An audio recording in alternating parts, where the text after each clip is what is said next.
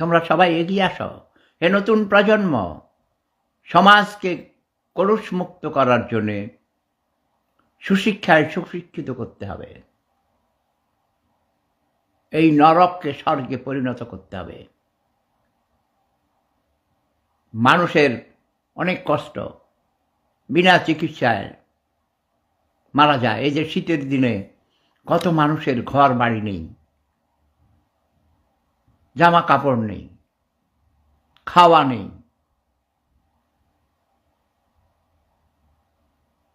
কত কষ্ট হয়। চিকিৎসা করাইতে পারে না, ওষুধ কিনতে পারে না, ডাক্তারের ফি দিতে পারে না। বুঝতে পেরেছ? এসব চিন্তায় আমার ঘুম আসে না। ছোটবেলা থেকেই সব সময় আমি বলি, মানুষ কেন না খেয়ে মরবে?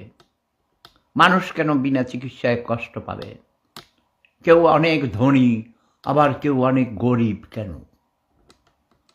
এর জন্যে কারা দায়ী? এজন্যে দায়ী সমাজ প্রভুরা দায়ী, রাজনীতিবিদরা দায়ী। মূলত রাজনীতিবিদরা দায়ী, অসৎ রাজনীতিবিদরা দায়ী। এই অসৎ রাজনীতিবিদদের আমি তীব্র সমালোচনা করি,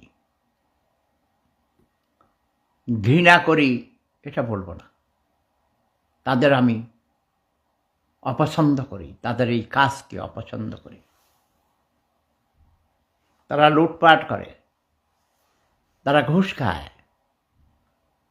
তারা টাকা পাচার করে, তারা সম্পদের পাহাড় জমায়।